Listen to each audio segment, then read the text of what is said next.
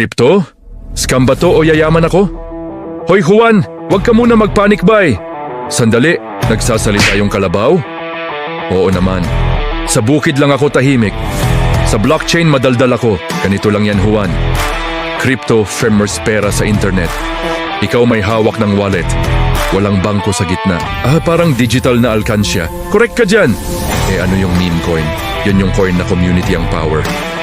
Kapag maraming sumusuporta, pwede siyang lumakas. Pero tandaan mo, huwag mag-invest ng hindi kaya mawala. Mag-research muna. Huwag puro hype. Ay parang negosyo din pala. Kung gusto mo ng Pinoy meme coin, pwede mong silipin ang Carabao Coin Community. Pero tandaan, ano yun? Sa crypto, huwag kang kalabaw sa research. Ay naku, kalabaw, ang mahal ng bilihin ngayon. Pre, kailangan mo na ng side hustle. Hala, nagsalita yung kalabaw. Oo naman, hindi lang ako pang araro. Pang financial advice din. Financial, crypto. Yung parang online pera? Correct. Hindi hawak ng bangko. Hawak ng internet. Parang GCash, masastig. Pwede kang kumita habang tulog. Talaga?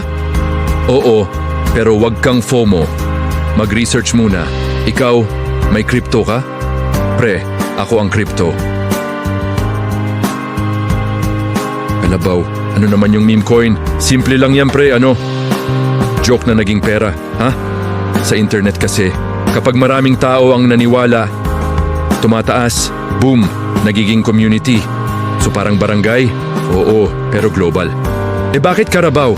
Kasi ang kalabaw, slow, pero malakas humila. Kaya pala, sa crypto, diamond hands ang panalo.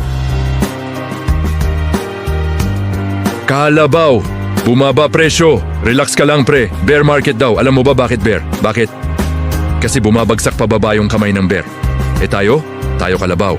Meaning, kapag may bagyo, ang kalabaw, hindi tumatakbo. Ano ginagawa? Tumatayo lang. Matapang pala. Hindi matapang. Diamond hands. Kung gusto mo sumama sa kawan, research muna, tapos sumakay sa kalabaw.